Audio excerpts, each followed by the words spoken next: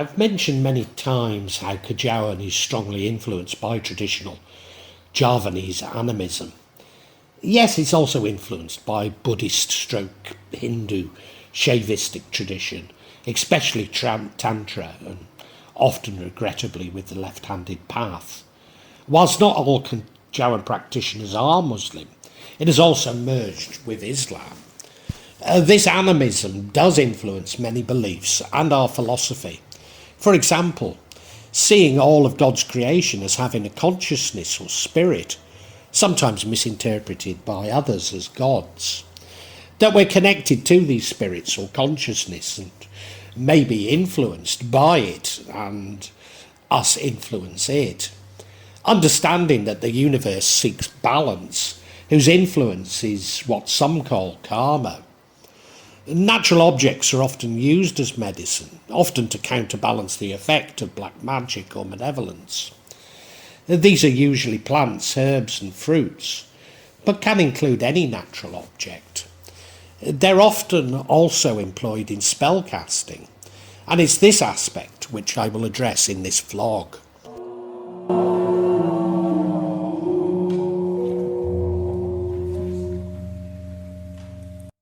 Bulu Perindu is a product natural to Indonesia. I believe it to be the same as moving serpent root used in Western magic. I understand it to be Haltum muchulo, a genus of Malaysian bamboos in the grass family native to the hill forests of peninsular Malaysia. Although one genus can be found on the island of Borneo, and it is from Indonesian Borneo, i.e. Kalimantan, where I get my supplies. And whilst it can be found as a loose root, it is often sold infused in oil. This imparts the properties of Bulu Perindu on the oil, which can be used as a perfume. It emits a melodious sound when blown by the wind, and so is often used as a flute, and indeed is the name of a flute. It's said that it can move like it is alive and writhe like a worm or a serpent. I have certainly seen it do this when immersed in water. Also, when a pair of Perindu feathers are brought close or brought together, the ends of the Perindu feathers will slowly approach each other or become wrapped around each other. It therefore helps the owner to open the aura of the face so that the owner's face will look brighter and more attractive. Then the owner will easily get affection from other people. Thus it is often used to attract the hearts of others. It's said that this object can also make a person crazy about its owners. It can be used to maintain a good relationship with one's partner. Because of its attraction, it's also believed to maintain the owner's authority, attract sympathy, and increase sales in business.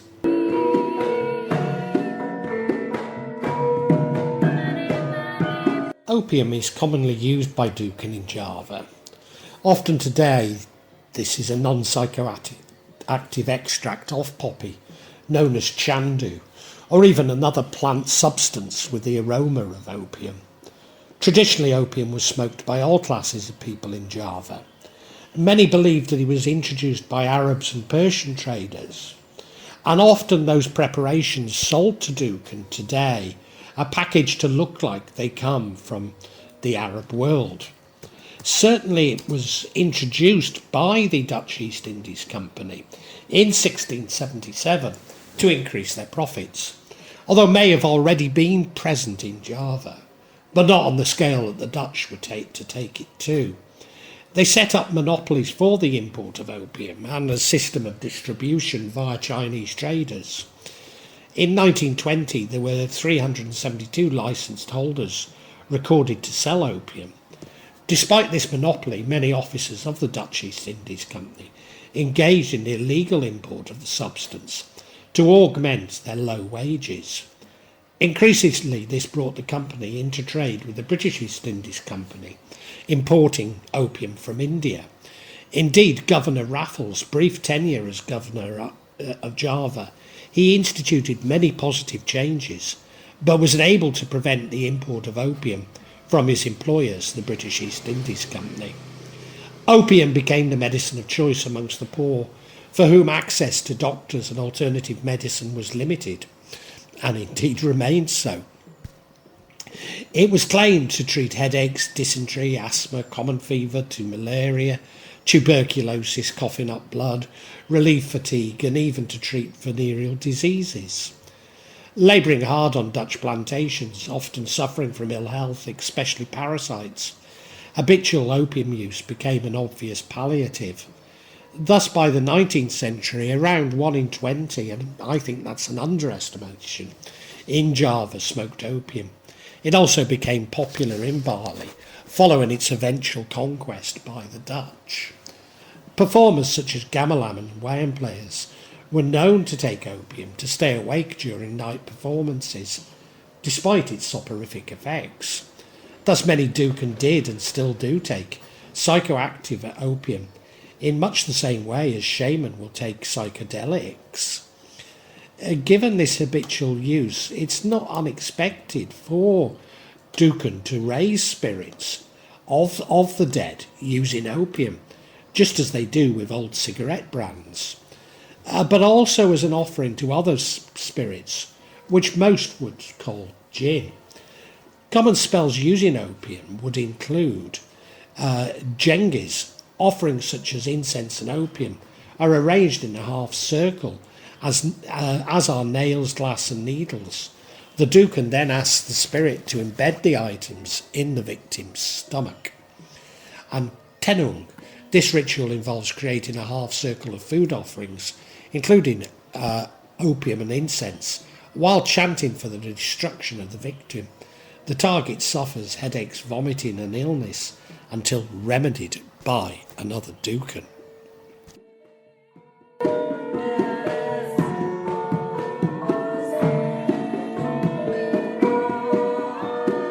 Parts of dead animals are commonly used in a form of necromancy. They're often used for protection of, for example, a home, and thus are often from powerful animals. For example, a wild boar's tusk is used to protect a home, as it is a strong and fierce animal. This involves invoking a spirit, which can create a negative aura, especially if the home is sold to a new owner. If the item needs to be disposed of, it cannot simply be thrown away, as it's likely to return. Consensus is that it should be thrown in a river or the sea. If this is impossible, a crossroads may work by disorientating the spirit. Wild boar tusks are used as protection against venomous animals. Users simply draw a circular line or surround a seat in a place where there are lots of venomous animals, such as centipedes, scorpions or snakes. All actions have consequences, and it's believed that carrying a wild boar's tusk on the person will render the user impotent. Particularly in East Java and amongst Chinese Indonesians, boar or pig's jaws or teeth are kept in a home to protect from a toil. A toil is a baby, rather like a Thai gumanthong, used to steal money from the victim. A lando buffalo skin amulet is said that this can help simplify and expedite the business that is being carried out. Amulets from the lando buffalo skin are difficult to find, and the skin of an ordinary buffalo will not work. It's said that an amulet made from tiger's whiskers can give the owner great authority. The way to wear this amulet itself is usually to insert it into the skin. There are also tiger claws for invulnerability, or the ability to run as fast as the tiger. Whereas tiger skin is said to give the user the properties of the tiger. These are immense patience, normally even-tempered, but ferocious when pushed too far. Its benefits can therefore be to increase authority and charisma. Then it will make the owner respected by many people. Talisman made from centipede stones are still sought after and used by many people. The shape of the stone is the same as agate, with a pattern full of streaks. According to people who understand this stone is actually formed from centipedes fighting to death so that it becomes a stone.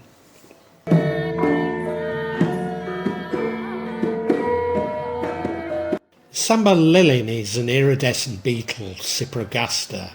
It has a strong and durable exoskeleton. The Samber Lilin is believed to be useful for strengthening the attractiveness and charm of a person or implant. Its origins lie in the beliefs of the ancestors, who believed that Samber Lilin insects had magical energy that could be transferred to humans through a certain process. Pethuk practitioners believe that the Samber Lilin beetle has green magic that can provide beauty, handsomeness and youth to those who own it.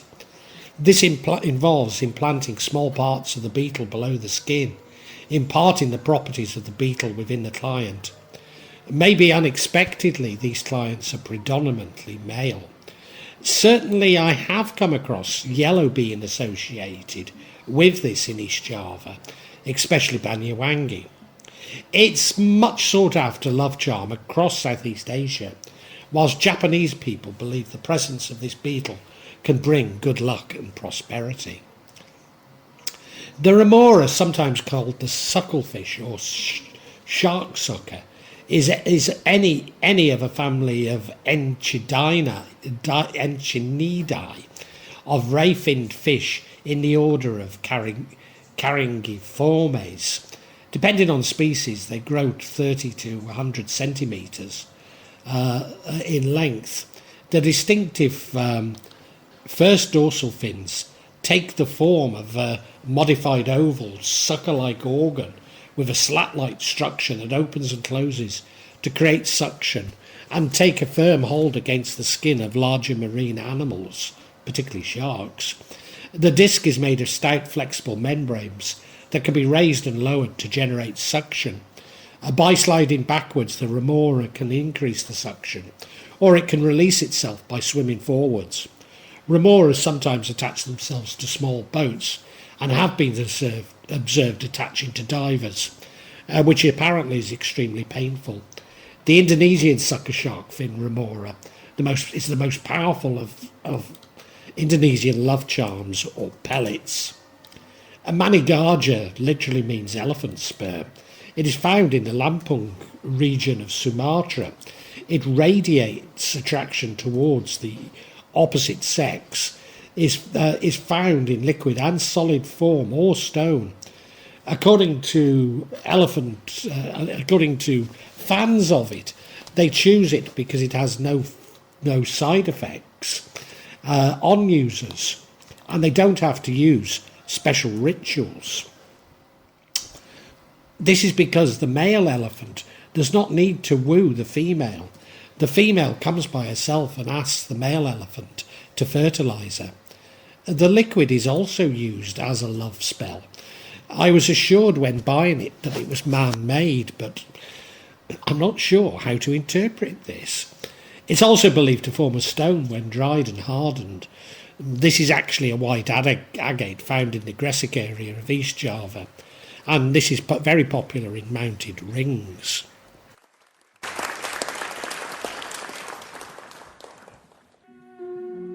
Having looked at animal parts, I now turn to unusual plants, a coral that looks like a root, and stones. Bamboo is considered to have magical powers by some Indonesian people, but especially the Javanese. It's very rare to find bamboo with shoots pointing towards each other. Therefore, in Indonesia, they're believed to contain 1,000 hodam, those are good gin, between these shoots.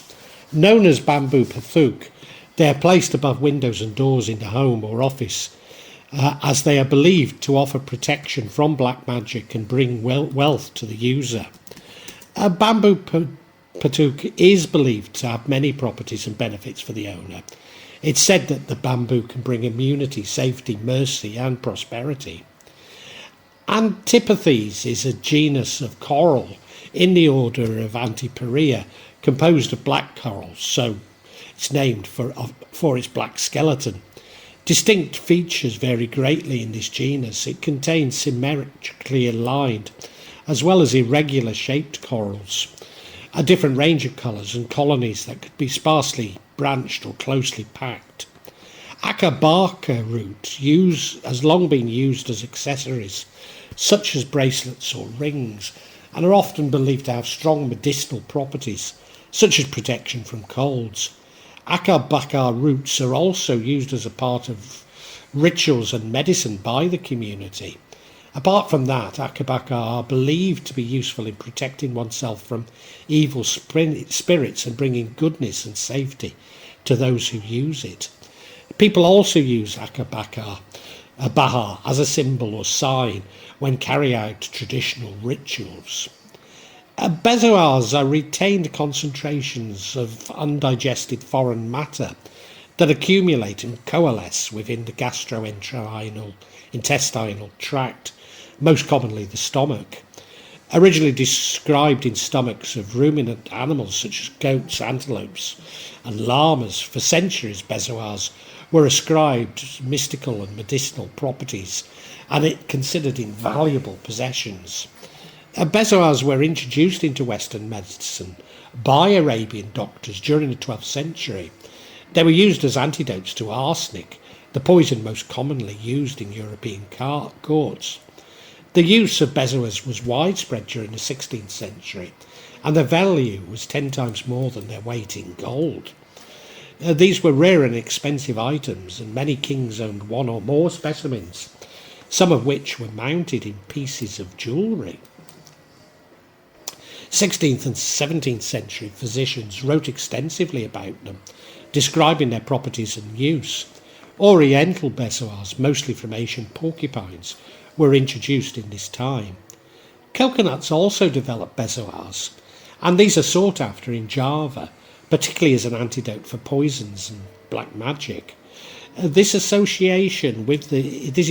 associated with the drinking of green coconut water for the same purpose, especially when their flesh includes a pink hue. As a result of their animistic traditions, Indonesians are always looking for stones with unusual designs, be they precious, semi-precious, or of limited value. Sometimes these stones are believed to include Arabic lettering on them, even Surat from Al-Quran. Unfortunately, rarely are those for sale original, and they tend to be man-made.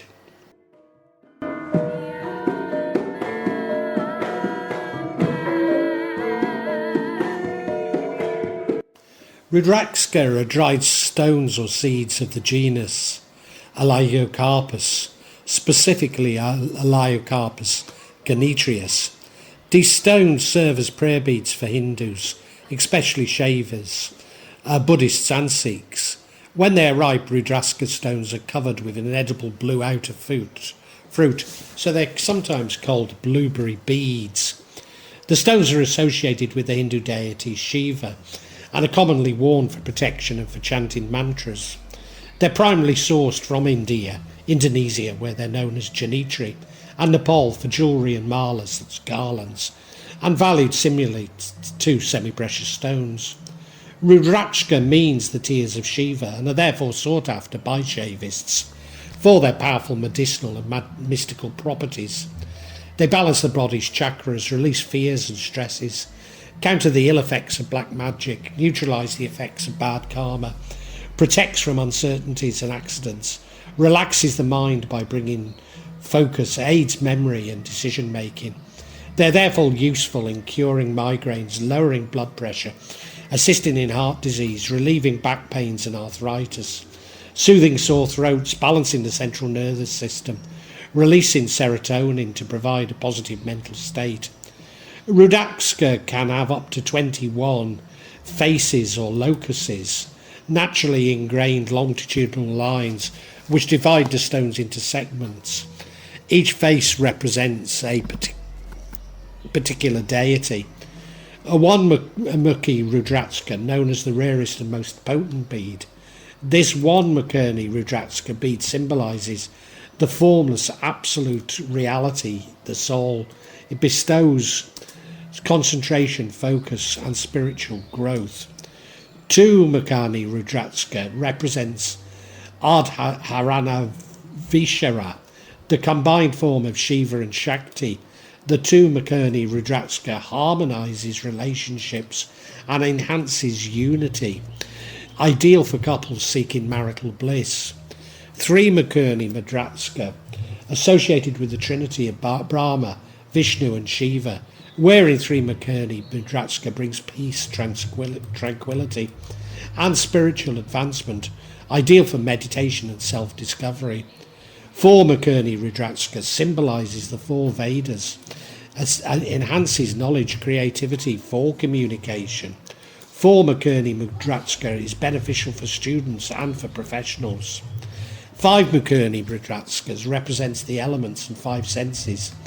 Wearing 5 Makuni Rudraksa promotes good health, mental stability and spiritual growth, commonly used for daily prayers and meditation. 6 Makuni Rudraksa connected to the Kartikeya, the son of Shiva. The 6 Makuni Rudraksa enhances willpower, focus and intellect, beneficial for professionals and seeking career success. 7 Makuni Rudraksa represents goddess Mahalalakshmi. Wearing 7 Makuni Rudraksa bestows wealth, prosperity and success in business, alleviates financial worries. 8 Makuni Rudraksa links to Lord Ganesha. 8 Makuni Rudraksa removes obstacles, brings success and enhances leadership qualities, worn for overcoming challenges in life. 9 Makuni Rudraksa associated with the goddess Durga. 9 Makuni Rudraksa provides strength, courage and protection, guards against negative energies. 10 Makuni Rudraksa represents Lord Vishnu. 10 Makuni Rudraksa bestows divine protection, enhances positivity, ideal for those seeking spiritual awakening. 11 Makuni Rudraksa associated with Lord Hanuman. The 11 Makuni Rudraksa instills strength, courage and devotion. It aids in overcoming obstacles, challenges and success in endeavours. 12 Makuni Rudraksa symbolising the 12 Aditas. The 12 Makuni Rudraksa bestows vitality, charisma and leadership qualities. It enhances creativity and decision making, fostering success and recognition. 13 Makuni Rudraksa linked to Lord Kamadeva. The 13 Makuni Rudraksa enhances charm, attraction and magnetism. It promotes love, romance and harmonious relations, fostering emotional well-being and fulfillment. 14 Makuni Rudraksa associated with Lord Shiva's grace and protection. The 14 Makuni Rudraksa enhances spiritual awareness, provides protection from negative energies and facilitates meditation. It promotes healing, balance and harmony in life. 15 Makuni Rudraksa symbolising the Lord Pashurtapan. The 15 Makuni Rudraksa bestows divine grace, blessings and spiritual enlightenment. It enhances wisdom, it enhances intuition and psychic abilities, fostering spiritual growth and transformation. 16 Makuni Rudraksa associated with Lord Rama. The 16 Makuni Rudraksa encourages courage, righteousness and inner strength. It promotes self-discipline over adversaries, fostering success and prosperity. 17 Makuni Rudraksa symbolising goddess Katayanayan. The 17th Makuni Rudraksa bestows divine blessings, protection and strength. It enhances fertility, motherhood and nurturing qualities, fostering family harmony and well-being. 18 Makuni Rudraksa linked to Bhumi Deva. The 18 Makuni Rudraksa enhances grounding, stability and abundance. It promotes prosperity, growth and success in endeavours, fostering material and spiritual wealth. 19 Makuni Rudraksa associated with Lord Narayana. The 19 Makuni Rudraksa bestows divine blessings, protection and fulfilment of desires. It enhances devotion, faith and spiritual connections, fostering divine grace and blessings. 20 Makuni Rudraksa symbolising Vishavu, Candu and Vashuki. The 20 Makuni Rudraksa enhances intuition, psychic abilities and spiritual enlightenment.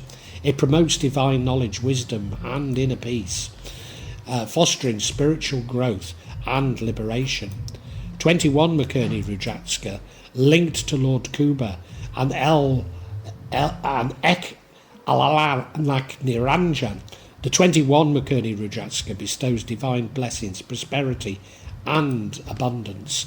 It enhances wealth, success in endeavours, and fulfilment of desires, fostering financial stability and prosperity.